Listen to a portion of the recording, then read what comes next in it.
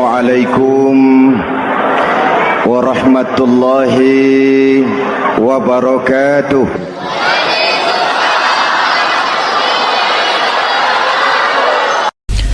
Bapak-bapak, ibu-ibu, saudara-saudara kaum muslimin rahimakumullah.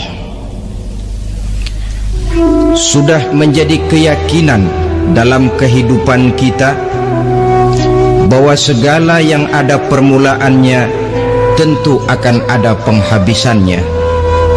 Setiap yang punya awal mesti akan punya akhir. Tidak ada keabadian dalam kehidupan dunia ini. Semuanya datang dan pergi silih berganti, berubah oleh pergeseran masa dan pertukaran waktu. Demikianlah kalau kita mau merenungi kehidupan dari alam di sekitar kita. Sejak dari kehidupan tumbuh-tumbuhan, binatang, sampai kepada kehidupan kita, makhluk bernama manusia. Lihatlah kita manusia misalnya. Dimulai sejak kita terlahir ke alam ini, keluar dari alam rahim ibu, menjadi bayi yang merah tidak berdaya, untuk kemudian berangsur meningkat menjadi anak-anak. Dari kehidupan anak-anak berubah lagi kita menjadi remaja dengan segala keceriaan dan kelincahannya, dan dari masa remaja naik lagi kita memasuki usia dewasa, untuk kemudian berangsur memasuki hari tua. Lalu setelah kita memasuki hari tua, sehari, seminggu, sebulan, setahun, sampailah kita kepada batas waktu yang telah ditentukan oleh Allah, yang dinamakan ajal, dan bertemulah kita dengan yang disebut maut. Ini merupakan kepastian dalam kehidupan. Kalau saja kita mau merenung perubahan-perubahan yang terjadi pada diri kita, seharusnya membuat kita insaf dan sadar.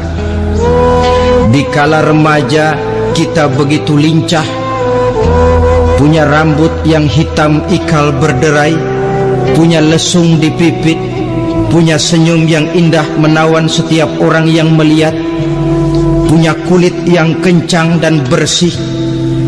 Manakala kita memasuki hari tua, perubahan frontal pun terjadi. Kulit mulai jadi keriput, rambut yang tadinya hitam ikal berderai mulai memutih, nikmat berkurang, gigi yang tadinya utuh dan sanggup mengunyah apa saja, satu demi satu permisi meninggalkan kita. Sangat boleh jadi dikala remaja kita senyum semua orang terpikat. Dikala hari tua dengan kulit yang keriput dan gigi yang tidak ada lagi, manakala kita senyum mungkin orang bakal lari dari sekitar kita. Kemana keindahan yang tadinya begitu menawan? Kemana senyum lesung pipit yang tadinya menarik perhatian orang?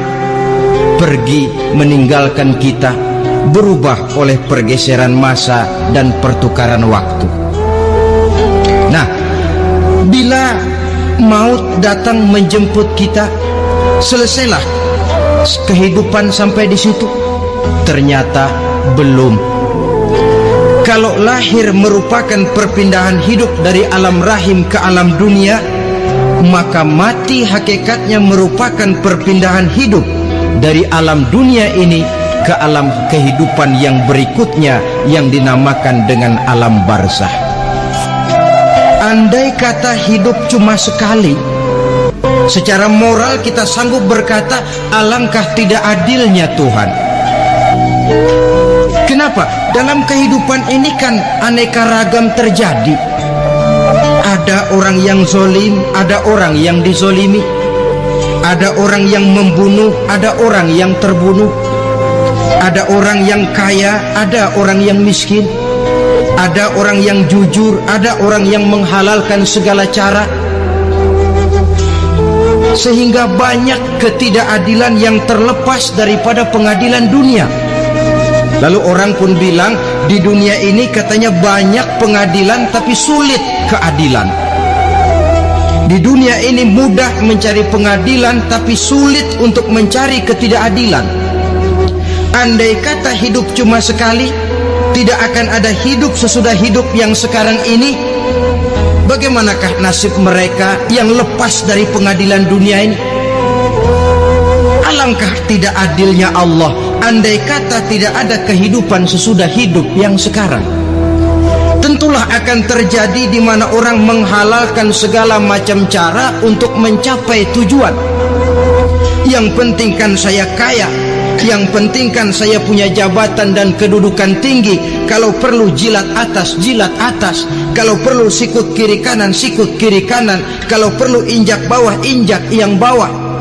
Ini prinsip daripada orang-orang komunis, dan pantas karena mereka tidak percaya kepada kiamat. Pantas karena mereka tidak percaya akan adanya kehidupan sesudah hidup yang sekarang ini.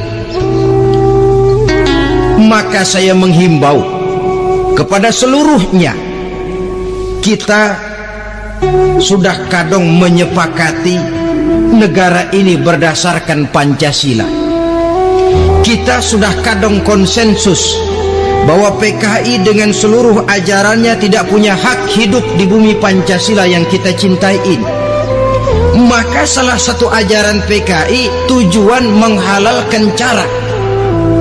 Kita orang Indonesia yang berbudi pekerti luhur, yang punya nilai budaya tinggi, janganlah sampai mencaci PKI, membubarkan PKI, mengutuhkan PKI, tapi dalam kehidupan sehari-hari prakteknya prinsip komunis kita pakai. Apa itu? Tujuan menghalalkan cara. Asal sudah tujuan tercapai, cara apapun saja halal. Itu pandangan hidup orang yang tidak percaya kepada adanya hari akhirat. Sebagai muslim yang yakin akhirat ada, kiamat pasti akan datang. Hidup tidak cuma sekali. Maka kalau kita zalim, kalau kita berbuat aniaya, kalau kita melakukan korupsi, kalau kita merugikan orang lain, boleh jadi kita terlepas daripada pengadilan dunia. Tapi ingatlah, kita tidak akan pernah lepas dari pengadilan Allah, pengadilan Qadhi Rabbul Jalil, di mana kita akan diadili dengan seadil-adilnya, dan tidak satu perbuatan yang bersifat salah, yang bagaimanapun kecilnya, yang akan lepas dari pengadilan di akhirat itu nanti. Pantas saja kalau satu hari malaikat Jibril datang menasihati Rasulullah sallallahu alaihi wasallam, yang artinya juga menasihati kita semua. Apa kata malaikat Jibril kepada baginda Nabi? Ya Muhammad, ish ma syi'ta fa innaka mayyitun. Hai Muhammad, hiduplah semau kamu, tapi jangan lupa kamu pasti akan mati. Kalau memang dilarang tidak terlarang, dicegah tidak tercegah, kamu mau melaksanakan hidup menurut maumu sendiri, persilahkan. Hiduplah menurut mau dan gayamu, tapi jangan lupa, fa innaka mayyitun, satu saat kau pasti bakal mati. Dan mati itu bukan akhir dari segalanya, dia babak baru bagi kehidupan selanjutnya. Silahkan hidup menurut maumu, tapi jangan lupa kau pasti akan mati. Wa'mal ma syi'ta fa innaka majziyun bih. Kerjakan apa saja yang kamu mau. Kalau kau mau menghalalkan segala macam cara, persilahkan halalkan segala macam cara. Tapi jangan lupa kau akan mendapat balasan dari seluruh amal perbuatanmu. Wa ahbib ma syi'ta fa innaka mufariquhu. Dan cintailah apa saja yang mau kau cintai. Kau cintai anak istrimu, silahkan. Kau cintai harta bendamu, tafadhal. Kau cintai tanah airmu, kau cintai pangkat dan jabatanmu, persilahkan. Tapi jangan lupa, fa innaka mufariquhu, kau pasti akan berpisah dan akan meninggalkan segala yang kau cintai itu. Apa artinya ini buat kita? Ternyata sesudah maut datang menjemput kita, ada kehidupan sesudah hidup yang sekarang ini. Ini yang mendorong kita untuk dalam kehidupan di dunia ini tidak melakukan prinsip saenake dewe, semaunya sendiri saja, asal perut kenyang, asal pangkat tinggi, asal harta dapat. Masa bodoh dengan merugikan orang lain, masa bodoh dengan menipu orang lain. Iku jenenge saenake dewe. Muslim tidak diajarkan. Ingat manusia, setelah kau mati, setelah kiamat datang, kau akan dibangkitkan, kau akan dimintakan pertanggungan jawab tentang kehidupan yang sekarang ini. Saudara hadirin, oleh sebab itu kalau kita bicara soal kiamat, soal akhirat, ini memang masalah yang gaib, yang sepenuhnya tidak bisa dicernakan dengan kemampuan penalaran intelektual. Dasar di dalam membicarakan ini tidak lain adalah iman kita kepada Allah Subhanahu wa ta'ala. Bukan cuma zaman sekarang, dari zamannya Nabi, orang itu kalau sudah bicara kiamat, bicara akhirat, ada yang ragu-ragu, ada yang menolak sama sekali. Bukan dari zaman sekarang, dari zaman dulu. Pernah kok satu saat Rasulullah itu dakwah menceritakan, saudara-saudara, akan terjadi kiamat di mana Allah akan membangkitkan manusia dari kuburnya untuk memintakan pertanggungan jawab. Ini dalam dakwahnya Nabi pidato macam itu. Apa reaksi orang? Yang beriman ya mantap, tapi yang tidak beriman, bajingan-bajingan Quraisy ini, mereka bertepuk tangan, mengejek, mencaci. Malahan ini yang luar biasa, ada dua orang kafir namanya Ubay bin Ka'ab dan Al-As bin Wa'il. Mendengar pidato macam ini, mereka buru-buru pulang ke rumah. Ngapain? Ngambil pacul. Lalu berangkat nyari kuburan tua. Dia gali itu kuburan, tulang-tulangnya diangkut, dibawa ke depan Nabi. Ya Muhammad, tulang-tulang yang udah hancur begini, siapa yang bisa ngidupin lagi? Yang macam-macam aja kamu Muhammad, nggak rasional, nggak masuk akal. Allah menjawab. Apa kata Allah? وَضَرَبَ لَنَا مَثَلًا وَنَسِيَ خَلْقَهُ قَالَ مَنْ يُحْيِي الْعِظَامَ وَهِيَ رَمِيمٌ قُلْ يُحْيِيهَا الَّذِي أَنْشَأَهَا أَوَّلَ مَرَّةٍ وَهُوَ بِكُلِّ خَلْقٍ عَلِيمٌ. Mereka memberikan perumpamaan kepada kami, kata Allah. Mereka melupakan asal kejadiannya. Mereka bertanya, siapa yang sanggup menghidupkan tulang belulang yang sudah hancur kayak begini? Qul yuhyiha alladhi ansha'aha awwala marrah.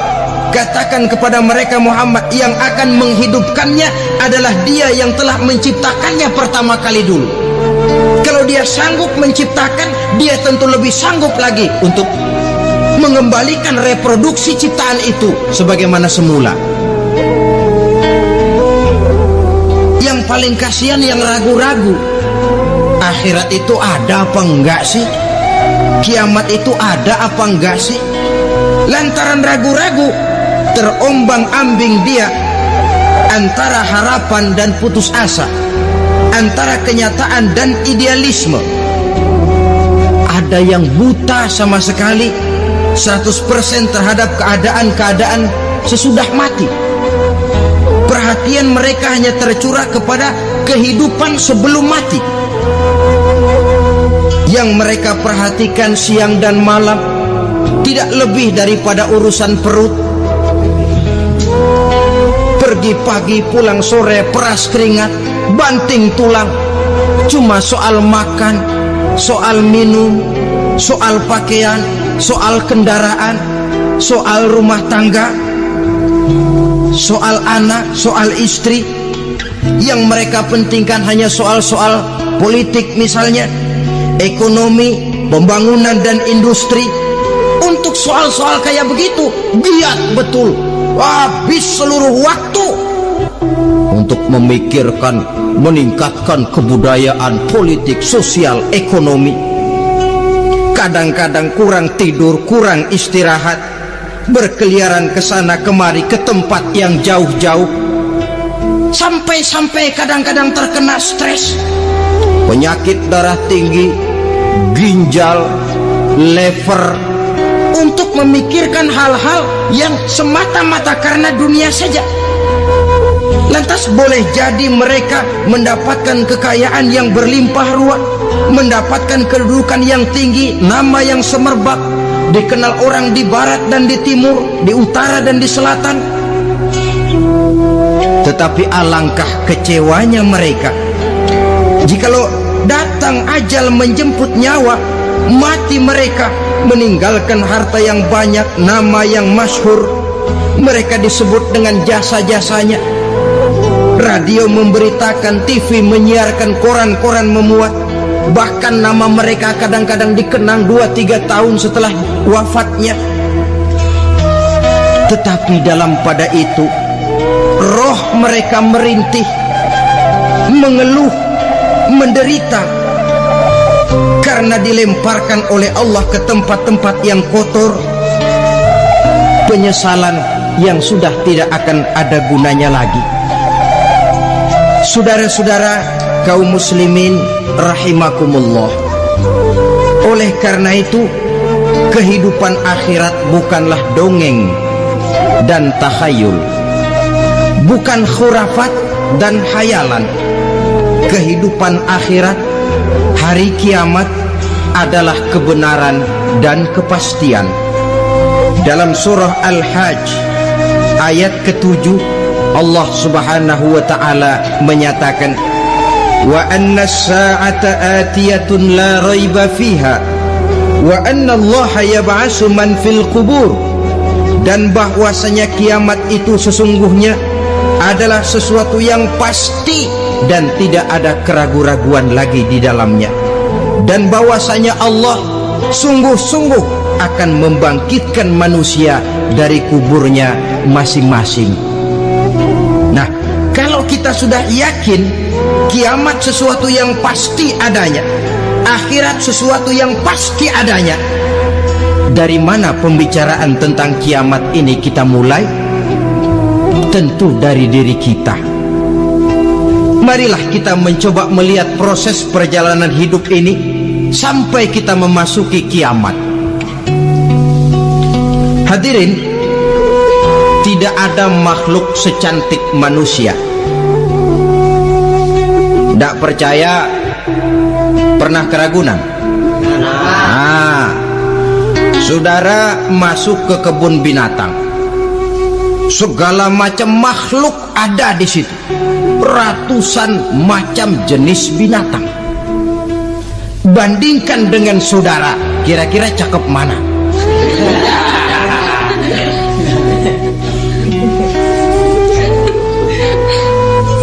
Dari seluruh makhluk yang diciptakan Allah itu, manusia fi ahsani taqwim, dalam bentuk yang paling sempurna, sejak susunan biologis sampai kemampuan berpikir. Biologis kita ya Allah, diciptakan kita begini rupa, diberikan 2 kaki untuk berjalan, 2 tangan untuk bekerja, diberikan 2 mata, dua-duanya di depan. Pernah saudara mikir kalau mata kita yang satu di depan, yang satu di belakang?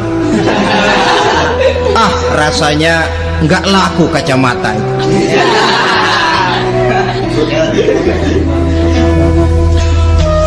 Diberikan hidung dengan 2 lubang, tahu betul Allah ke bawah lagi lubangnya.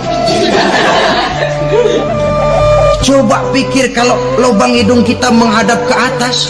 Aduh, kalau musim hujan repot jagain hidung.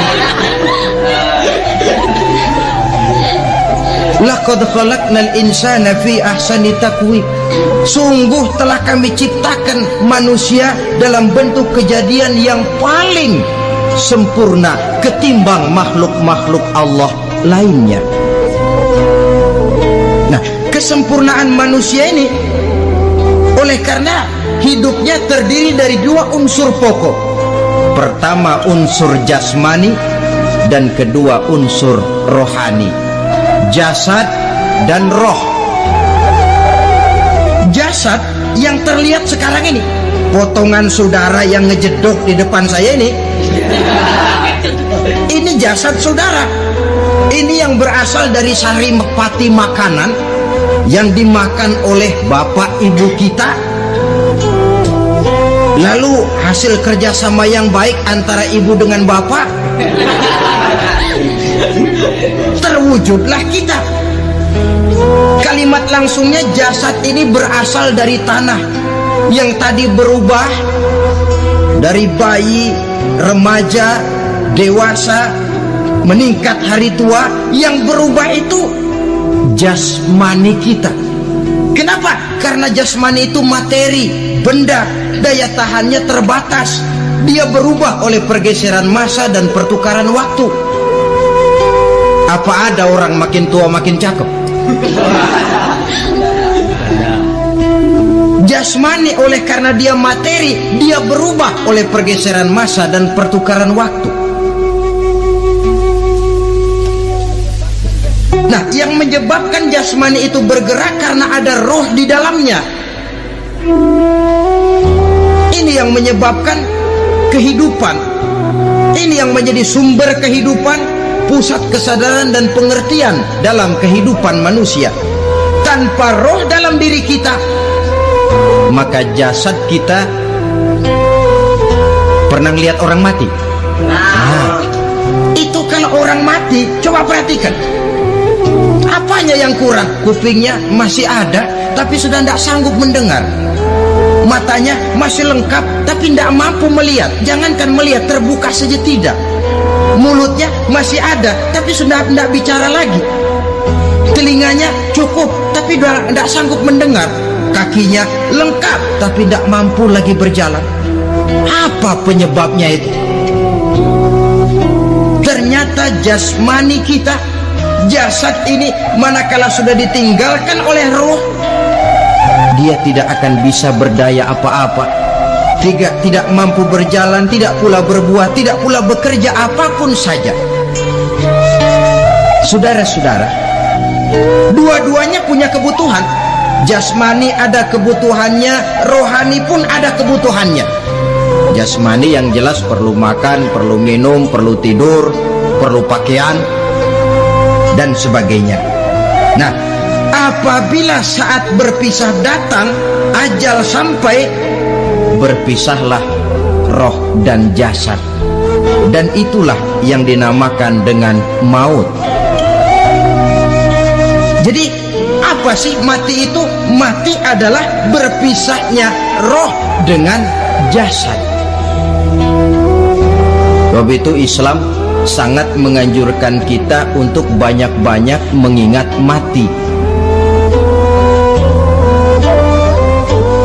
Bagaimana caranya mengingat mati? Pertama, mati itu kan pasti. Kira-kira yang hadir di sini ada yang nggak mati nggak kira-kira? Semuanya bakal mati kan? Berani? Berani. Sekarang mau? Saudara, sebenarnya kalau kita merenung lebih jauh, orang itu tidak perlu takut mati. Walaupun tidak boleh terlalu berani menghadapi mati. Karena bagaimanapun takutnya kita kepada mati, toh dia pasti datang. Bagaimanapun beraninya kita mati, kalau belum ajal ya tidak mati juga. Jadi muslim itu kan harus berani menghadapi hidup dan tidak takut menghadapi mati. Mati adalah sesuatu yang pasti. Muslim dianjurkan banyak-banyak mengingat mati dalam kehidupan. Caranya bagaimana? Pertama, berziarah nengokin teman yang sakit? Ya? Suka nengokin teman yang sakit enggak? Oh, itu pahalanya kata Nabi. Menengok orang yang sedang sakit lebih afdol daripada sholat sunnah 1000 rakaat. Apa pernah saudara sembahyang sunnah sampai 1000 rakaat? Nengokin orang sakit pahalanya lebih afdol daripada itu. Kenapa menengoki orang sakit mengingatkan kita kepada mati? Iya ya, ini teman saya yang kemarin segar banget, bercanda sama saya, ketawa sama-sama, sekarang terbaring tidak berdaya, hilang kemampuannya, hilang keceriaannya, sakit. Iya kalau sembuh, kalau ajar. Iya sekarang giliran dia kalau jatuh ke saya. Lalu menghibur teman dengan kata-kata yang enak yang akan mendatangkan sugesti supaya dia cepat sembuh. Jangan nengokin orang sakit jujur. Sakit apa lo? Perut. Emang teman gua kemarin sakit begini mati. Wah, itu orang bisa jadi shock lantaran etika kita tidak akan sampai ke sana. Menjenguk orang sakit akan mengingatkan kita kepada mati. Apalagi ziarah kubur. Ada yang orang tuanya sudah meninggal? Nah, kalau ada, ya tidak bisa tiap hari, sekurang-kurangnya seminggu sekali. Jumat pagi misalnya ziarah kita ke kubur. Sehingga kalau kita masuk kubur kan ada etikanya. Assalamualaikum ya ahlal kubur wa inna insyaallahu bikum lahikun. Hai penduduk kubur, keselamatan bagi kamu dan kami yang masih hidup sekarang ini insyaallah pasti bakal nyusul kamu. Iya, yang kemarin gagah benar sekarang terbaring tanpa daya. Ini unggukan kuburannya. Yang kemarin ada sekarang sudah tidak ada. Kemana dia? Kami satu saat pasti akan begini. Ingat mati. Lalu apalagi yang bisa membuat kita ingat kepada mati? Mengawal jenazah. Bukankah sangat dianjurkan oleh agama?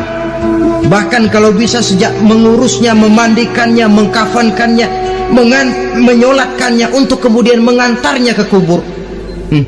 Hari ini saya antar dia ke kubur, besok boleh jadi saya yang diantar orang. Hari ini saya solatkan dia, besok boleh jadi saya yang disolatkan orang. Hari ini saya masukkan dia ke liang lahat, besok mungkin giliran saya dimasukkan orang ke liang lahat. Ingat mati, tumbuh kesadaran. Lalu daya positifnya dalam kehidupan apa? Nah, saudara-saudara hadirin, orang yang mengingat mati bukan lantas menjadi lemah dalam kehidupan, menjadi putus asa, sedikit semangat, terbentur kesulitan, mudah frustasi. Bukan itu tujuannya kita diperintah mengingat mati. Jelasnya Islam menganjurkan kita untuk saatnya kiamat. Nah, saudara-saudara, apa tanda-tanda hari kiamat? Kapan dia akan datang? Bagaimana hal ihwal manusia pada saat terjadi kiamat? Bagaimana alam ini? Bagaimana perhitungan di padang mahsyar? Insya Allah akan saya ungkapkan pada bagian kedua dari ceramah ini. Saudara hadirin yang saya hormati, setelah masa kebangkitan itu jangan dikira begitu bangkit langsung diperiksa. Masih menunggu menanti ribuan tahun perhitungan padang mahsyar untuk sampai kepada proses yang disebut yaumul hisab, hari perhitungan.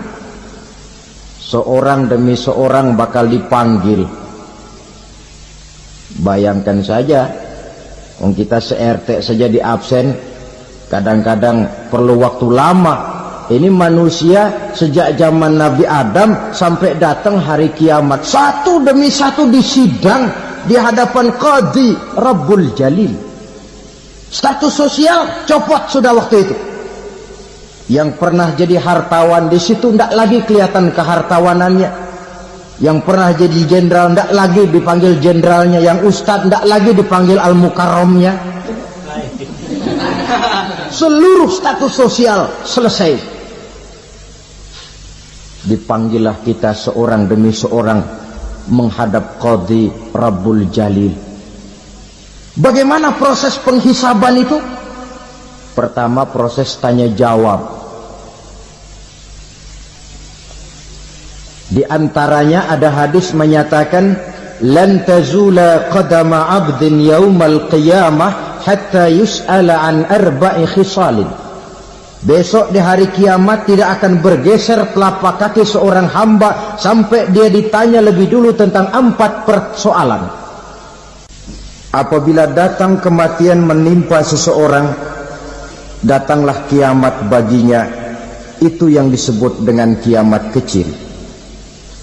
Hakikatnya mati adalah perpindahan dari kehidupan di dunia ini menuju kehidupan di alam barzakh. Menunggu kita di alam barzakh sampai datangnya saat kiamat. Entah 10 tahun, entah 100 tahun, entah 1000 tahun, hanya Allah saja yang maha tahu. Adapun orang-orang beriman yang melakukan amal kebajikan dalam kehidupan di dunia ini, masa penantian yang lama di alam barzakh buat mereka sebentar saja. Tetapi bagi orang-orang kafir yang ingkar, yang tidak beriman kepada Allah, yang hidup di dunia cuma menumpuk-numpuk dosa, tentu penantian di alam barzakh akan merupakan waktu yang sangat lama. Bukankah dalam kehidupan kita waktu itu memang relatif? Contoh misalnya, bagi pemuda-pemudi yang sedang duduk asyik memadu cinta, waktu 4-5 jam saja rasanya cuma 4-5 menit. Tenggelam oleh keasikan. Tapi buat orang yang berbaring di rumah sakit, meratap di balik-balik apa itu tembok derita kata lagu, di balik dinding-dinding penjara, sehari bagai seminggu, seminggu rasa sebulan, sebulan boleh jadi rasa setahun. Penantian yang sangat lama. Kapan kiamat itu akan datang? Ini rahasia Allah. Jangankan kita yang orang awam, baginda Nabi sendiri tidak diberitahu oleh Allah kapan kiamat itu akan terjadi. Tetapi sungguh pun demikian, banyak hadis-hadis yang menjelaskan ciri atau tanda-tanda datangnya kiamat. Nah, kalau sudah bicara soal tanda kiamat itu ada 2. Pertama yang disebut alamatus sughra, tanda-tanda kecil. Ini waktunya masih ada tenggang. Ada yang dinamakan alamatul kubra, tanda-tanda besar. Artinya kiamat sudah diambang pintu. Apa tanda-tanda kecil dari datangnya hari kiamat itu? Misalnya kata Nabi, apabila ilmu sudah diangkat oleh Allah.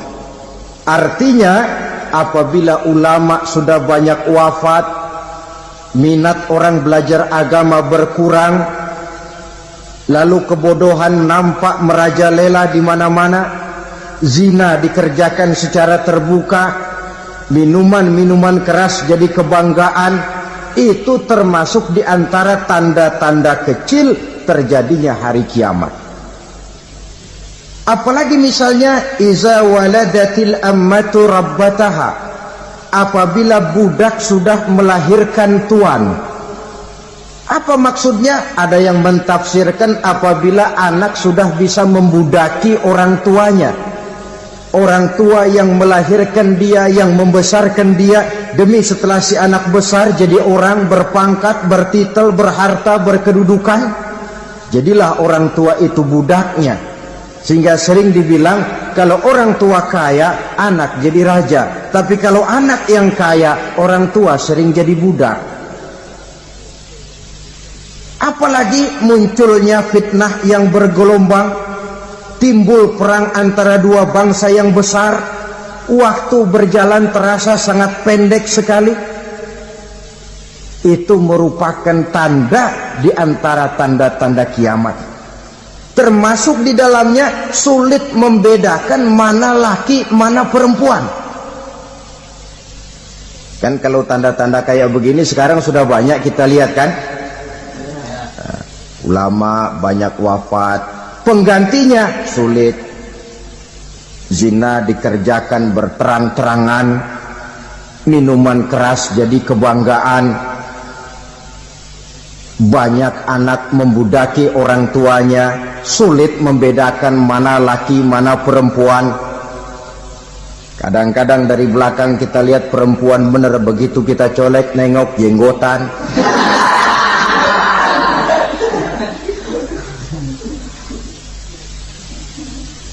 Ini termasuk tanda-tanda kecil, masih ada tenggang sampai akan terjadinya kiamat itu. Nah, yang dimaksud dengan tanda-tanda besar, ini tanda besar artinya kiamat sudah di ambang pintu. Pertama, matahari terbit dari sebelah barat. Apabila matahari sudah terbit dari arah sebelah barat, tertutuplah sudah pintu taubat. Bersabda Nabi kita, la taqumus sa'atu hatta tatlu'a syamsu min maghribiha. Tidak akan datang hari kiamat sampai matahari terbit dari arah sebelah barat. Fa iza tala'at, manakala matahari telah terbit dari arah sebelah barat, wara'ahan nasu, manusia banyak menyaksikan itu, amanu ajma'un, mereka pun lalu beriman. Yang tadinya kafir, yang tadinya ingkar, yang tadinya membangkang, setelah melihat matahari terbit dari sebelah barat, buru-buru beriman, berlomba-lomba mengucap dua kalimat syahadat. Tapi apa yang terjadi? Kata Nabi, wadzalika hina la yanfa'u nafsan imanuha lam takun amanat min qabl. Hari itu adalah hari yang iman sudah tidak berguna lagi bagi seseorang apabila sebelumnya memang dia tidak pernah beriman. Au kasabat fi imaniha khaira, atau beriman tetapi tidak pernah melakukan kebajikan di dalam keimanannya itu. Hari yang sudah kasib, hari yang sudah terlambat, beriman tidak akan ada gunanya lagi. Ini pelajaran buat kita. Sebelum sang surya terbit dari sebelah barat, sebelum nafas sampai di tenggorokan, artinya pintu taubat masih terbuka. Kalau dua hal itu sudah terwujud, nafas sudah sampai di kerongkongan atau matahari sudah terbit dari arah sebelah barat, tertutuplah sudah pintu taubat. Tak ada lagi gunanya pangkat, jabatan, harta, bahkan beriman pun dalam suasana macam itu too late, kata orang Kulon. Sudah terlambat. Matahari terbit dari arah sebelah barat, itu tanda besar, artinya kiamat sudah di ambang pintu. Lalu apalagi tanda besar? Munculnya Dajjal. Dajjal artinya pendusta-pendusta yang menyesatkan manusia. Ada dua macam Dajjal, saudara. Ada Dajjal kecil, ini Dajjal kelas teri. Kalau ini sejak zaman Rasulullah sudah ada itu. Tiap zaman ada. Di zaman Rasulullah misalnya ada yang bernama Aswad al-Unsi. dari Yaman. Ada yang namanya Musailamah Al-Kazzab dari Yamamah. Ada yang namanya Ibnu Sayyad dari Madinah. Ini dajjal-dajjal di zaman Rasul. Musailamatul Kazzab memproklamirkan diri jadi nabi dia. Di zaman Rasul masih hidup. Ini dajjal zaman Nabi. Di zaman sahabat muncul dajjal-dajjal. Di zaman kita sekarang ini dajjal-dajjal pun gentayangan. Dajjal-dajjal kelas teri. Kerjanya mendustakan manusia, menyesatkan manusia, memalingkan manusia dari jalan yang benar dan diridhoi oleh Allah Subhanahu wa taala. Adapun yang merupakan tanda besar dari datangnya kiamat, dajjal-dajjal kelas kakap, pembohong-pembohong besar yang menyesatkan masyarakat manusia berpaling dari jalan Allah mengikuti jalan mereka. Apa sih ciri dajjal itu? Kata Nabi dalam hadis Bukhari Muslim, "Innad dajjala", sesungguhnya yang namanya dajjal itu yakhruju, satu saat akan muncul mendekati hari kiamat. Wa inna ma'ahu ma'an, si dajjal ini membawa air.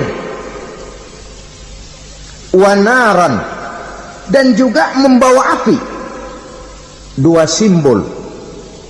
Di tangan yang satu dia bawa air, di tangan yang satu dia bawa api. Wa ammal ladzi yarahu an-nasu ma'an fanarun, adapun yang orang banyak lihat air, hakikatnya adalah api. Yang dilihat api, hakikatnya adalah air. Oleh sebab itu, kalau api yang ditawarkan, ambillah air. Kalau air yang ditawarkan, pilihlah api. Maksudnya apa ini? Ini bahasa simbol, saudara-saudara. Dajjal bicaranya seolah-olah untuk kepentingan manusia, menawarkan surga. Surga yang dia tawarkan hakikatnya neraka. Hai manusia, kalau kau mau bahagia, jangan dekat-dekat dengan agama. Sholat itu tidak efektif dan efisien, tidak produktif dari segi ekonomi itu. Menghadiri majelis taklim cuma buang-buang waktu. Tahajud, tasbih, tahlil, baca Quran, apa itu? Pekerjaan mubazir saja. Hidup ini cuma sekali, masa yang cuma sekali, manfaatkan dengan sebaik-baiknya. Mumpung, dibawanya sifat mumpung, tetapi dalam pengertian yang sangat negatif. Bicaranya seolah-olah untuk kepentingan manusia, tetapi sebenarnya menjerumuskan manusia. Menawarkan air, tapi sebenarnya api. Menawarkan api, tapi hakikatnya air. Buat apa kamu sholat? Buat apa kamu bayar zakat? Buat apa kamu puasa? Surga yang dicanangkan Dajjal, hakikatnya neraka. Neraka yang digambarkan Dajjal, pada dasarnya adalah surga. Jadi memutarbalikkan fakta itu kerjaan Dajjal. Yang hak jadi batil, yang batil dibilang hak, yang benar jadi salah, yang salah malah jadi benar. Tuntunan disuruh jadi tontonan, tontonan malah menjadi tuntunan. Itu pekerjaan Dajjal profesinya. Zamannya Nabi Adam, Dajjalnya kan iblis. Betul? Betul. Apa sih gang kerayuan iblis itu? Allah setelah menciptakan Nabi Adam kan bilang, Adam, kau dan istrimu Hawa tinggal di surga ini. Seluruh fasilitas yang ada di surga persilahkan kau nikmati. Satu yang tidak boleh, jangan coba-coba dekati pohon khuldi. Dekat saja jangan, apalagi sampai memetiknya. Datang Dajjal yang namanya iblis ini. Adam, kamu tahu nggak kenapa tidak boleh makan buah khuldi? Ya nggak tahu, pokoknya saya dilarang. Bodoh kamu Dam. Khuldun artinya kekal. Kalau kamu makan itu buah, kau akan kekal di surga buat selamanya. Allah tidak kepengen, maka dilarang kamu makan buah khuldi. Kalau kau ingin kekal di surga Adam, makan saja. Saya bicara begini ini untuk kepentingan kamu Adam. Ini kan ciri-ciri Dajjal. Bicaranya sih seolah-olah untuk kepentingan Nabi Adam. Hakikat sebenarnya menjerumuskan Nabi Adam supaya ingkar dan melanggar larangan dari Allah Subhanahu wa ta'ala. Jadi setelah muncul Dajjal, timbul kekacauan-kekacauan di masyarakat. Banyak yang terpengaruh, terpedaya dan terpesona. Termasuk mereka yang memproklamirkan diri jadi nabi, mereka yang memproklamirkan diri jadi rasul di zaman sesudah Rasulullah wafat. Itu adalah Dajjal. Maka saya ingatkan, kalau di zaman kita sekarang ini ada orang ngaku jadi nabi, ada orang ngaku jadi rasul, biar bahasa Arabnya kental, Quran hafal, hadis ribuan hadis hafal, biar pakai serban sampai menyengser ke tanah, bahasa Arabnya fasih, tapi dia mengaku jadi nabi, jadi rasul, kita umat Islam wajib tidak percaya. Wajib untuk tidak percaya. Itulah Dajjal zaman kita sekarang ini. Tidak mustahil mereka datang mempengaruhi orang-orang awam supaya berpaling dari Rasulullah, mengikuti mereka. Nah, di akhir zaman nanti, mendekati hari kiamat, Dajjal ini muncul, Dajjal kelas kakap, menyesatkan masyarakat manusia untuk berpaling dari Islam, mengikuti seruan mereka. Apalagi di antara datangnya kiamat itu, tanda yang besar itu, turunnya Nabiullah Isa al-Masih, putra Maryam. Menurut berbagai hadis yang sahih, Nabi Isa al-Masih nanti akan turun lagi. Tidak membawa risalah yang baru, tapi meluruskan risalah Islam ini yang telah banyak ditinggalkan oleh masyarakat. Bahkan ada hadis menjelaskan beliau akan membunuh Nabi, mematahkan kayu-kayu salib, lalu melaksanakan haji dan umrah mengikuti syariat Nabi Muhammad, bukan membawa agama baru. Menjadi semacam mujaddid, reformer, menyelamatkan manusia dari bisikan Dajjal. Bahkan ada riwayat yang menjelaskan bahwa Nabi Isa berhasil mengalahkan Dajjal, mengembalikan masyarakat manusia kembali kepada ajaran Islam yang datang dari Allah, dibawa oleh Rasulullah sallallahu alaihi wasallam. Dengan kata lain, turunnya Nabi Isa bukan sebagai nabi dan rasul baru, tetapi mengikuti syariat Nabi kita Muhammad sallallahu alaihi wasallam. Saudara hadirin, ibu-ibu hadirat yang saya hormati, kemudian apalagi di antara tanda-tanda besar akan datangnya kiamat itu? Keluarnya asap atau awan. Kata Nabi, inna min asrati sa'ah dukhanan yamla'u ma bainal masyriqi wal maghrib. Di antara tanda-tanda kiamat, munculnya awan atau asap yang memenuhi antara langit dan bumi. Ini pun diperkuat dalam surah Ad-Dukhan ayat 10. Fartaqib yauma ta'ti as-sama' bidukhanin mubin fayughshan nas hadza azabun alim. Bagi orang-orang yang beriman, mereka biasa-biasa saja. Tapi bagi orang kufur, datangnya asap dan awan ini merupakan azab yang kelewat pedih. Barangkali sedikit mendekati gambaran tentang azab yang pedih ini, saya ingatkan alam pikiran kita kepada peristiwa yang belum lama terjadi. Pernah dengar berita bocornya reaktor nuklir di Chernobyl, Uni Soviet? Pernah dengar?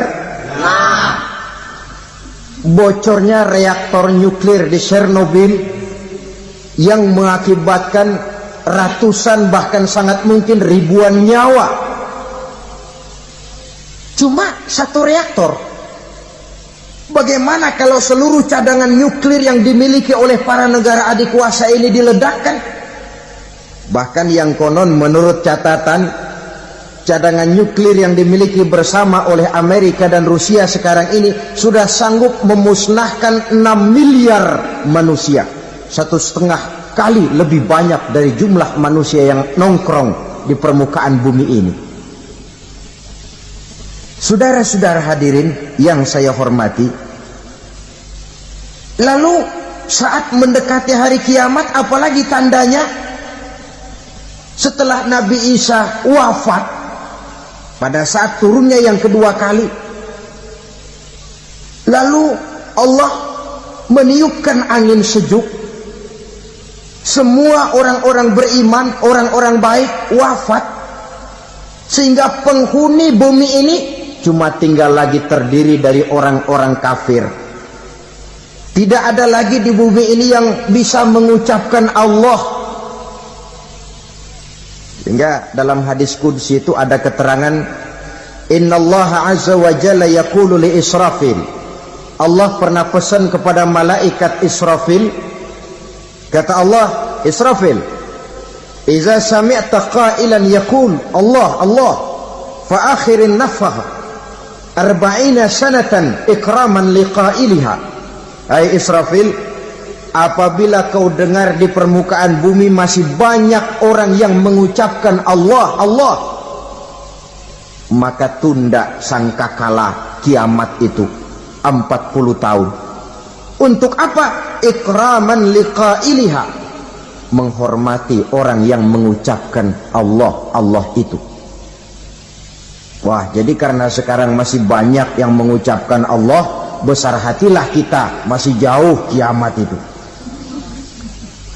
Tapi jangan lupa, kiamat pribadi, kiamat kecil itu yang gak kita sangka-sangka. Ajal datang mencabut nyawa, itu kiamat pribadi. Dan itu yang pasti kita hadapi. Dan itu yang membuat kita tidak boleh bersikap main-main di dalam kehidupan sekarang ini. Saudara hadirin yang saya hormati, tidak ada lagi orang-orang muslim. Seluruh penduduk dunia ini kafir. Lalu terciptalah struktur sosial yang berlandaskan prinsip hidup semau gue. Bakal terjadilah prinsip di mana yang kaya menyantap yang miskin, yang kuat menindas yang lemah. Hidup sudah bagaikan di rimba belantara. Berlaku hukum rimba. Siapa yang kuat dia yang menang, siapa yang lemah menjadi mangsa. Timbul kekacauan, maksiat merajalela, munkarat menjadi-jadi. Sehingga isi bumi ini penuh dengan segala macam perbuatan dosa. Tidak ada perlunya lagi alam diperpanjang temponya. Datang saat yang sudah dijanjikan oleh Allah Azza wa Jalla, maka terjadilah yang disebut kiamat kubra, kiamat besar, kiamat hancur-hancuran. Bagaimana kejadian ini dimulai? Dalam surah Az-Zumar ayat 68, Allah Subhanahu wa taala berfirman, wa nufikha fis-suri fasa'iqa man fis samawati wa man fil ardi illa man sya'allahu. Maka manakala ditiuplah sangkakala, terkejutlah seluruh yang ada di langit dan seluruh yang ada di bumi. Bila saat kiamat datang, Allah perintah malaikat Israfil, Israfil, tiup sangkakalamu. Ditiuplah sangkakala oleh malaikat Israfil. Yang akibat daripada tiupan itu, seluruh yang ada di langit, seluruh yang ada di permukaan bumi terkejut. Yang ada di langit siapa? Malaikat kan.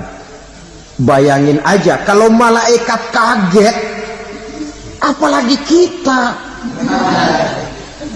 Terkejut seluruh makhluk yang ada di bumi, yang ada di langit mendengar suara sangkakala itu. Bunyinya tidak sanggup kita bayangkan dahsyatnya. ledakan nuklir, ledakan neutron, belum apa-apa ketimbang bunyi sangkakala malaikat Israfil ini. Nah, lalu mendengar bunyi sangkakala ini, gemparlah makhluk, kacaulah alam. Bumi gempa, planet-planet bertabrakan, gunung meletus, air laut tumpah ke darat, angin topan bertiup, halilintar menyambar, lalu semua yang bernama hidup mati total. Mati bareng tanpa persiapan. La haula wala quwata illa billah. Saya kadang-kadang dalam tafakur bermohon, ya Allah, mudah-mudahan saya enggak nemuin kiamat beneran. Ngeri. Tidak bisa kita bayangkan macam apa suasana seperti itu. Allah saja banyak memberikan gambaran, misalnya Al-Qari'ah, wa mal qari'ah, wa ma adraka mal qari'ah. Kejadian yang menggemparkan. Tahukah kamu apa kejadian yang menggemparkan itu? Yauma yakunun nasu kal farasil mabsus wa takunul jibalu kal ihnil manfus. Pada saat itu manusia berterbangan bagai kupu-kupu, gunung berterbangan seperti kapas ditiup angin. Gunung saja macam kapas, konon lagi manusia. Kematian total, mulai semut sampai gajah mati, jin mati, iblis mati, malaikat mati. Malaikat saja mati. Saudara hadirin yang saya hormati, kematian total yang tanpa persiapan. Orang bilang, Pak, kalau mati bareng begitu yang repot malaikat maut dong ya. Cabut sana, cabut sini. Itu kalau menurut logika kita, mestinya begitu menurut logika. Tapi logika juga yang bilang nggak perlu serepot itu. Sebab untuk mematikan listrik di wilayah DKI, di wilayah Jakarta, nggak perlu tiap rumah didatengin matiin, ya lama. Cukup dari kantor pusatnya saja PLN, tekan satu tombol, gelaplah seluruh Jakarta. Saudara hadirin yang saya hormati, kematian total.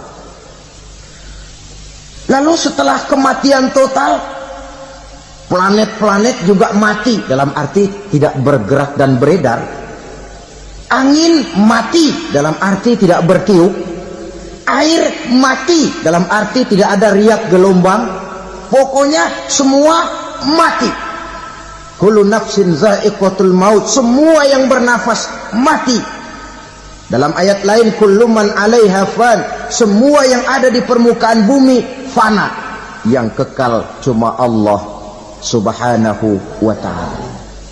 Yang paling belakang mati malaikat maut dan malaikat Israfil. Tapi mati juga sesuai dengan janji Allah.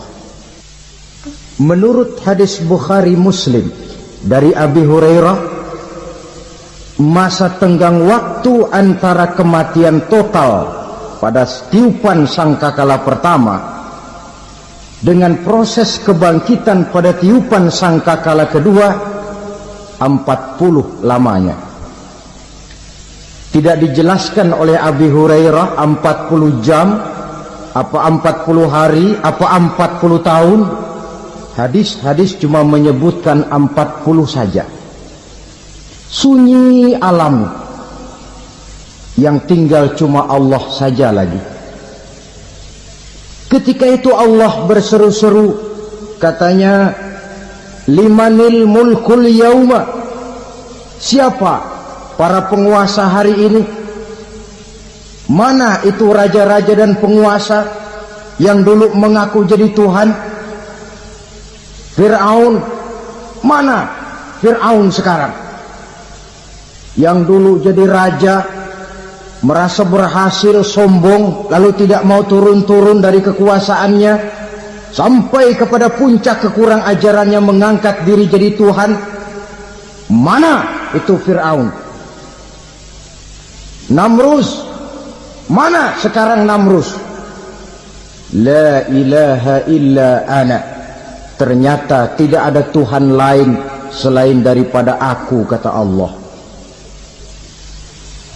Proses kemudian, saudara-saudara, turunlah hujan dari langit.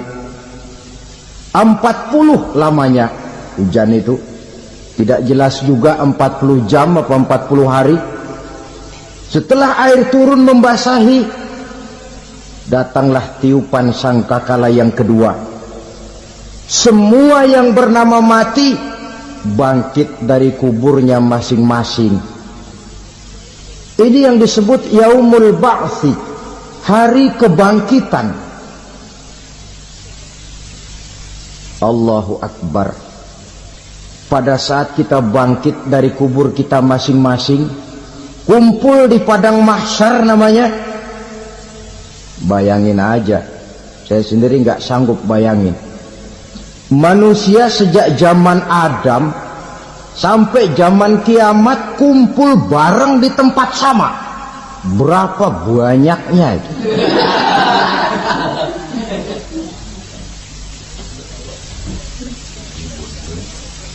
Dan yang luar biasa menurut satu riwayat, pada saat bangkit itu, Masya Allah, roman muka kita berubah, disesuaikan dengan amalan kita waktu di dunia ini. Barang siapa yang waktu di dunia amalannya itu amalan tikus, di akhirat nanti dia bangkit dari kubur, mukanya seperti muka tikus. Gagah betul badannya, tapi mukanya seperti tikus. Kenapa? Amalannya waktu di dunia seperti amalan tikus. Apa amalan tikus itu? Suka ngegeragoti barang yang sudah disimpan rapi-rapi. Orang sudah simpan uang rapi-rapi, simpan perhiasan rapi-rapi, digeragoti oleh tikus. Maling-maling, pencoleng-pencoleng, koruptor-koruptor, itu nanti di akhirat nanti kita lihat mukanya seperti muka tikus. Oh, ini waktu di dunia suka nyolong, mukanya seperti muka tikus. Barang siapa yang waktu di dunia ini amalannya itu amalan macan, dia akan bangkit nanti mukanya seperti muka macan. Apa amalan macan? Macan itu amalannya menang-menangan. Orang yang mau menang saja nggak mau mengalah. Coba lihat di hutan, kenal hutan nggak? Di hutan, raja hutan di mana-mana pasti macan, betul kan? Betul. Padahal hutan belum pernah bikin pemilihan umum. Tapi macan tidak peduli ada pemilihan umum apa tidak, pokok saya raja. Sebab apa? Macan jadi raja itu bukan karena benar, tapi karena kuat jadi raja. Setelah dia jadi raja, rakyat hutan yang mesti dilindungi malah dimakan oleh raja macan. Kambing rakyat hutan dimakan oleh macan. Ayam rakyat hutan dimakan oleh macan. Itu nanti kita lihat di akhirat itu mukanya seperti muka macan, gagah betul. Lalu barang siapa yang di dunia ini amalannya itu seperti amalan anjing, nanti dia punya muka seperti muka anjing. Apa amalan anjing? Pertama, anjing itu kalau disuruh jaga rumah, dia tidak bisa membedakan mana maling, mana tamu. Biar yang datang maling, kalau bawa tulang, anjing kalem. Yang kedua, anjing itu akan setia kepada siapa saja yang memberinya roti. Siapa yang memberinya roti, itulah majikannya. Apa kata majikannya pasti dia laksanakan. Soal benar atau salah dia tidak peduli. Setelah anjing dapat roti, dia tidak punya pilihan lain kecuali bilang, abdi mah kumaha juragan wae ayeuna mah.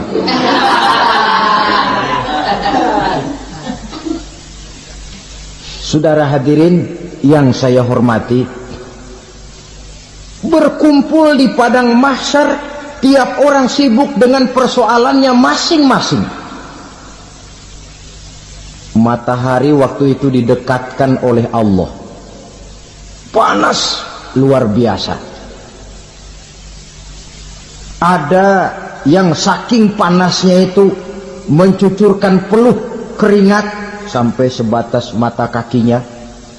Ada yang keringatnya sampai sedengkulnya, ada yang keringatnya sampai sepusatnya, ada yang keringatnya mengalir sampai sebahunya, ada yang kelelap oleh keringatnya sendiri, sementara orang di sampingnya enggak apa-apa.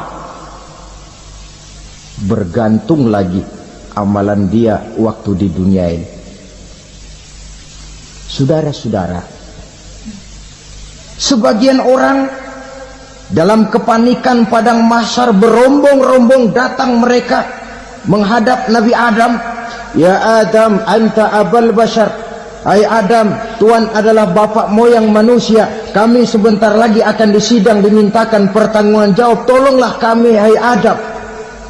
Kata Nabi Adam, jangankan nolongin sampean, saya sendiri tanggung jawab di hadapan Allah. Ketika dulu tidak boleh makan khuldi, saya serobot. Sudahlah, urus diri masing-masing saja, nafsi. Begitu kata Nabi Nuh, begitu kata Nabi Ibrahim. Tiap orang bertanggung jawab sendiri-sendiri. Ketika itulah saudara-saudara, nikmatnya menjadi umat Nabi besar Muhammad sallallahu alaihi wasallam. Sebab apa? Walaupun menurut abjad kita ini umat paling belakang, kan paling belakang kita ini toh, karena Nabi Muhammad adalah Nabi akhir, tapi akan dihisap lebih dulu, lewat di atas sirat lebih dulu, masuk surga lebih dahulu ketimbang umat-umat belakangan. Ketika Rasul mendekati ajal, beliau tanyakan itu kepada malaikat Jibril. Malaikat Jibril berkata, Muhammad jangan khawatir, Allah sudah berjanji, inni haramtul jannata ala sairil anbiya hatta tadkhulaha anta, wa haramtuha ala sairil umami hatta tadkhulaha ummatuka. Surga aku haramkan buat seluruh nabi kecuali kalau engkau Muhammad sudah masuk ke dalamnya, dan surga aku haramkan buat seluruh umat kecuali kalau umatmu Muhammad sudah masuk ke dalamnya. Logikanya, walaupun menurut abjad kita umat paling belakang, bakal dihisap paling dulu, lewat di atas sirat paling dulu, masuk surga paling dulu, kalau mampir ke neraka juga paling dulu. Ya resiko. Jangan mau enaknya aja paling dulu. Saudara hadirin yang saya hormati, setelah masa kebangkitan itu jangan dikira begitu bangkit langsung diperiksa. Masih menunggu menanti ribuan tahun perhitungan padang mahsyar untuk sampai kepada proses yang disebut yaumul hisab, hari perhitungan. Seorang demi seorang bakal dipanggil. Bayangkan saja, kita se-RT saja di absen, kadang-kadang perlu waktu lama. Ini manusia sejak zaman Nabi Adam sampai datang hari kiamat, satu demi satu disidang di hadapan Qadhi Rabbul Jalil. Status sosial copot sudah waktu itu. Yang pernah jadi hartawan di situ tidak lagi kelihatan kehartawanannya. Yang pernah jadi jenderal tidak lagi dipanggil jenderalnya. Yang ustadz tidak lagi dipanggil al-mukarramnya. Seluruh status sosial selesai. Dipanggillah kita seorang demi seorang menghadap Qadhi Rabbul Jalil. Bagaimana proses penghisaban itu? Pertama, proses tanya jawab. Di antaranya ada hadis menyatakan lan tazula qadama 'abdin yaumal qiyamah hatta yus'ala an arba'i khisalin. Besok di hari kiamat tidak akan bergeser telapak kaki seorang hamba sampai dia ditanya lebih dulu tentang 4 persoalan. Tentang ilmunya. Kemana ilmu itu diamalkan? Tentang umurnya. Di mana umur itu dihabiskan? Tentang masa mudanya. Kemana masa muda itu dipakai? Tentang hartanya. Dari mana harta itu didapat dan kemana harta itu dibelanjakan. Ini termasuk proses tanya jawab. Jadi kalau istilah pengadilan dunia, nama Fulan bin Fulan. Kamu waktu di dunia diberikan umur panjang untuk apa? Pernah mengalami masa muda, kemana kau habiskan masa remajamu? Kau diamanahkan ilmu, dengan apa ilmumu kau amalkan? Kau diberikan harta, dari mana harta kau dapat, kemana kau belanjakan? Tak seorang pun yang bisa mungkir. Sebab apa? Dikala itu yang menjadi saksi bukan orang. Yang menjadi saksi adalah seluruh anggota badan kita. Tangan bicara, kaki jadi saksi terhadap seluruh amalan yang pernah kita kerjakan pada saat kehidupan di alam dunia ini. Selesai proses tanya jawab, lalu diperlihatkan buku catatan kita waktu hidup di dunia ini. Jangan lupa Allah itu menyiapkan 2 superkomputer kepada kita. Sebelah ditempelin sebelah kanan, yang sebelah tempelin di sebelah kiri. Komputer itu namanya Raqib dan Atid. 2 malaikat yang apabila baik kita lakukan, refleks saja akan menulis kebajikan kita. Jahat kita kerjakan akan tertulis. Catatan itu nanti diperlihatkan kepada kita. Waduh, alangkah malunya pada saat diperlihatkan catatan kita, buku rapot kita merah melulu. Barangkali diperiksa sambil diomelin, brengsek lo. Buku merah melulu begini, bagaimana waktu hidup di dunia? Tidak cukup diperlihatkan buku catatan kehidupan, rekaman kehidupan. Rekaman kehidupan kita secara utuh sejak terlahir sampai ajal datang merenggut nyawa.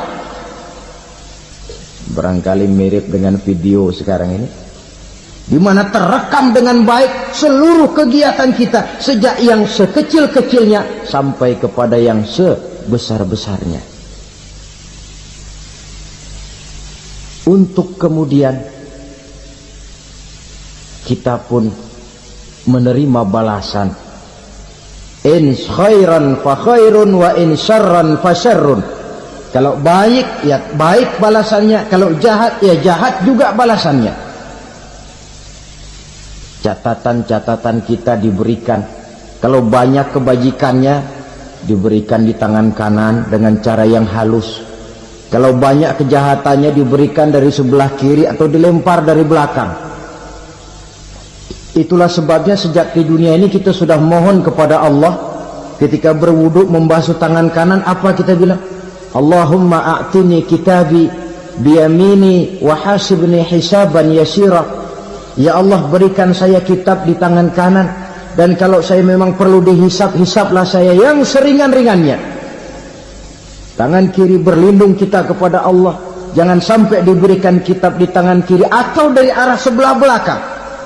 Wa a'udzubika an tu'tiya kitabi bishimali aw min wara'i zuhri, dari arah sebelah belakang. Na'udzubillah min dzalik.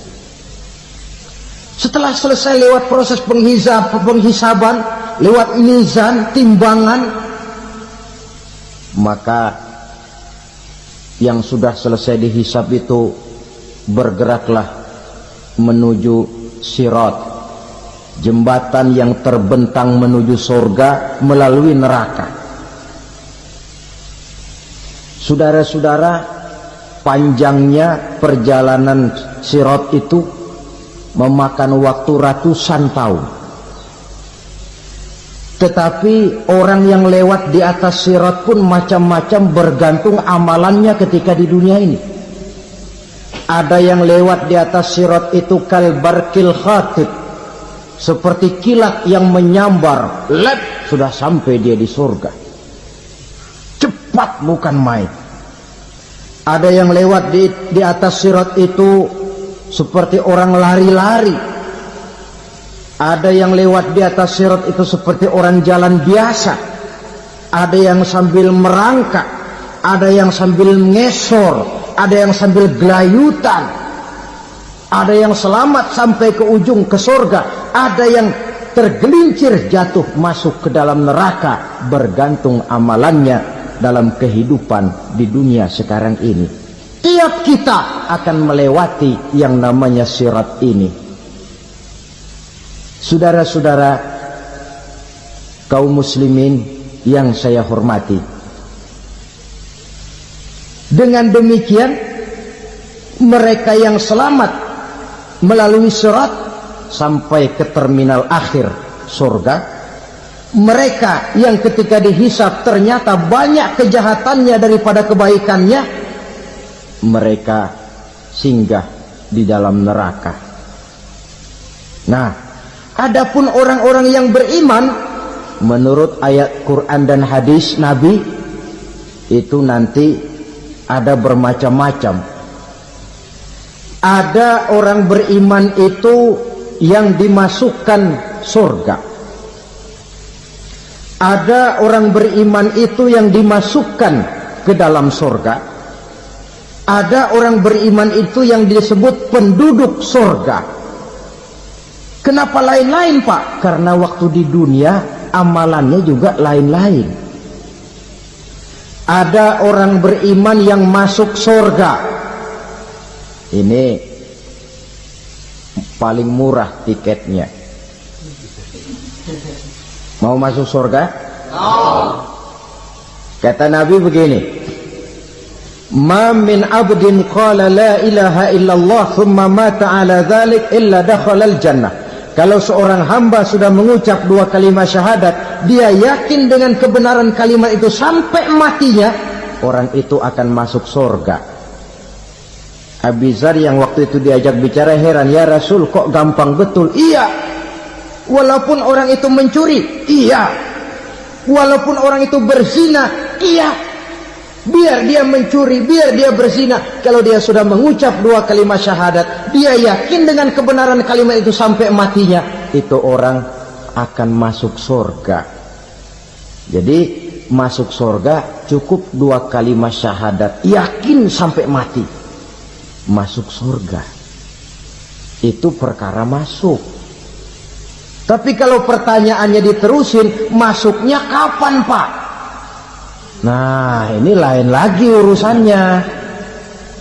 Sebab ada yang masuknya itu langsung, ada yang mampir dulu. Di sana tempat cuma dua, kalau tidak surga, neraka. Mau ke surga, tapi mampir dulu. Yang mampirnya jelas di neraka.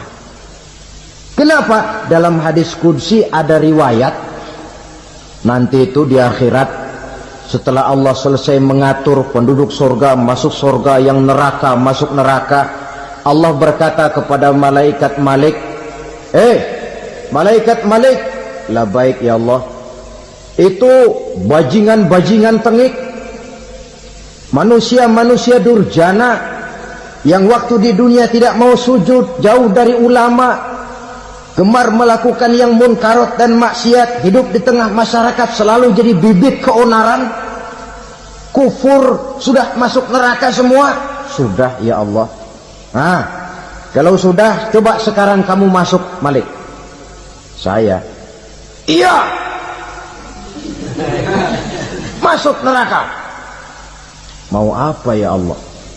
Kata Allah, akhriju minan nar man kana fi qalbihi misqala habatin min khardalin min iman.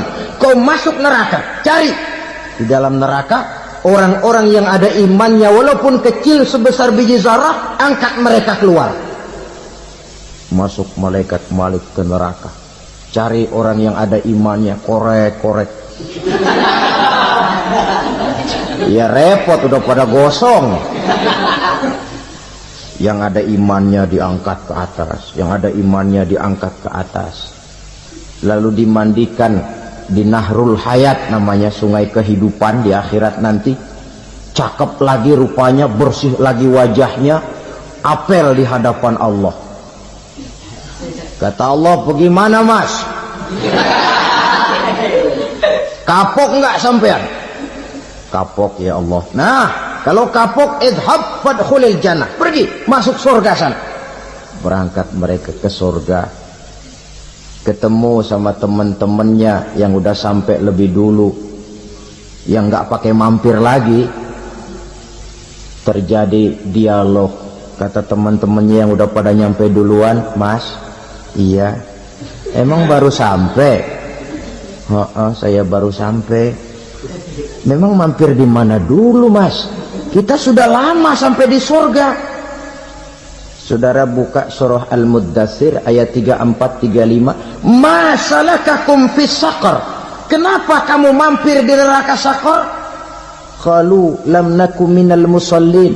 Mereka menjawab, kami mampir di neraka Saqar mas, gara-gara dulunya kami waktu di dunia ndak pernah sholat. Ndak pernah sholat? Ndak pernah. Kan rumahnya dekat masjid, cuma dekat doang mas. Sholat mah enggak saya.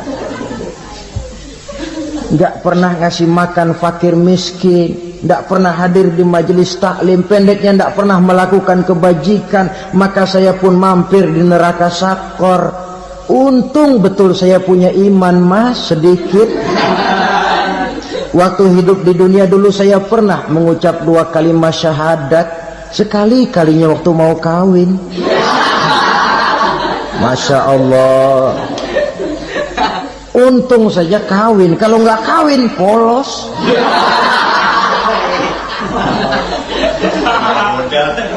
Itu juga pengulu sudah setengah mati ngajarin. Asyhadu alla, asyaduaan, asyaduaan.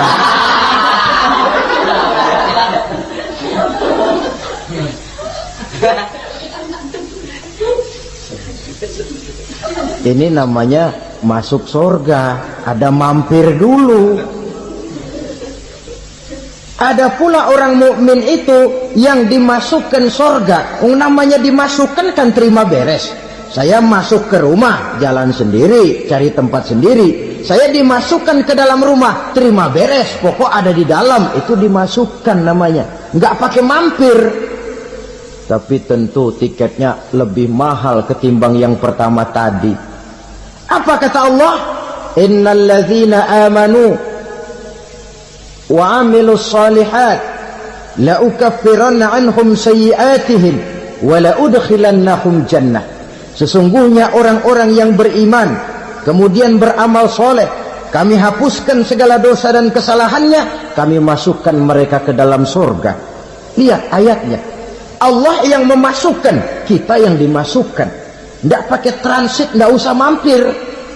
Cuma tidak cukup syahadat, tidak cukup amanu, tapi diiringi dengan wa'amilus salih. Iman, amal. Tidak cukup syahadat, lalu dibuktikan dia sholat, dia zakat, puasa, lalu dia melakukan berbagai macam kebajikan. Ini yang menyebabkan dia tidak pakai mampir di tempat yang bernama Saqar. Lalu ada pula orang mukmin itu yang disebut penduduk surga. Wah, ini sudah VIP ini. Ashabul jannah, penduduk surga. Siapa mereka? Kata Allah, innal ladzina amanu summa istaqamu fala khaufun 'alaihim wa la hum yahzanun ulaika ashabul jannah hum fiha khalidun. Sesungguhnya orang-orang yang beriman lalu istiqamah, tetap dalam melaksanakan perintah Allah, tidak goyah, tidak labil tapi stabil, istiqamah, mereka tidak takut dan tidak bersedih hati. Merekalah penduduk surga. Iman, istiqamah.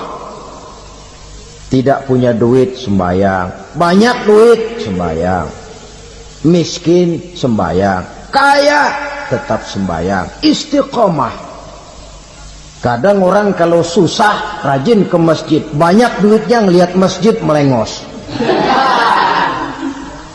Itu yang dibilang waktu miskin hamba Allah, setelah kaya jadi hamba harta.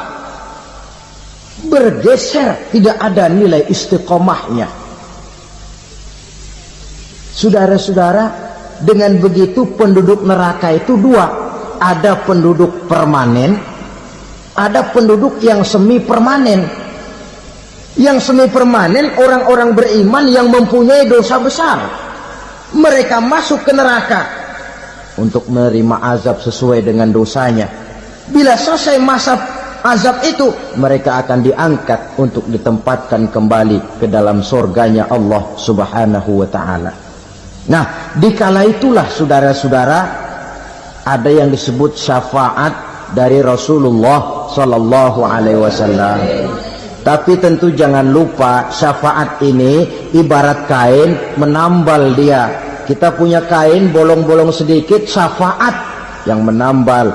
Solat kita ada kurang dikit, sedekah kita ada campur riak dikit, amalan kita ada tidak karena Allah dikit. Kita berharap syafaat. Jadi biarlah kain masih bolong-bolong, yang penting punya kain. Tapi kalau kainnya tidak ada, yang ditambal apanya? Sholat tidak, puasa tidak, zakat tidak, berharap syafaat saja. Ya, terlalu berlebihan itu. Saudara hadirin yang saya hormati, apabila selesai proses penghisaban, proses penghitungan, maka dikala itulah manusia terbagi dalam dua kelompok besar. Fariqun fil jannah wa fariqun fis sa'ir. Sekelompok orang-orang beruntung yang masuk ke dalam surga, dan sekelompok lagi masuk ke dalam neraka. Akan memakan waktu untuk menceritakan sifat surga dan neraka, tapi insya Allah pada kesempatan pertemuan lain saya sampaikan. Namun sebagai gambaran umum cukuplah saya sampaikan sebuah hadis qudsi. Allah jelaskan, a'dadtu li'ibadiyas salihin ma la 'ainun ra'at wa la uzunun sami'at wa la khatara fi qalbil bashar. Aku sediakan buat hamba-hambaku yang soleh, yang tidak pernah terlihat oleh mata, tidak pernah terdengar oleh telinga, dan belum pernah terdetik dalam hati manusia. Jadi kenikmatan surga belum pernah dilihat mata, belum pernah didengar telinga, belum pernah terdetik dalam hati. Pedihnya azab neraka belum pernah terlihat mata, belum pernah terdengar telinga, belum pernah terdetik dalam hati. Saudara hadirin yang saya hormati, oleh karena itu sebagai uraian akhir daripada kiamat ini, marilah sama-sama kita memanfaatkan hidup dengan sebaik-baiknya, supaya jangan timbul penyesalan di hari kemudian nanti. Saudara-saudara kaum muslimin rahimakumullah,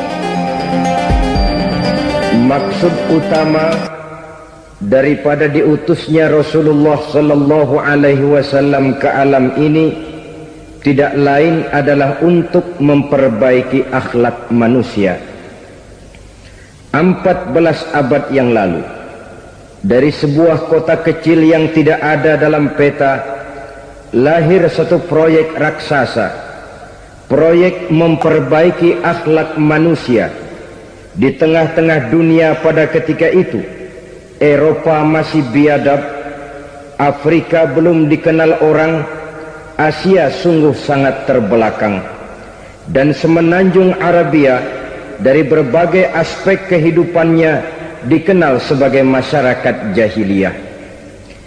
13 tahun pertama dari perjuangan selama periode Mekah, apa yang dilakukan oleh baginda Rasul tidak lain adalah memperbaiki akhlak manusia kepada Allah Subhanahu wa ta'ala, dengan menanamkan roh, jiwa, dan semangat tauhid.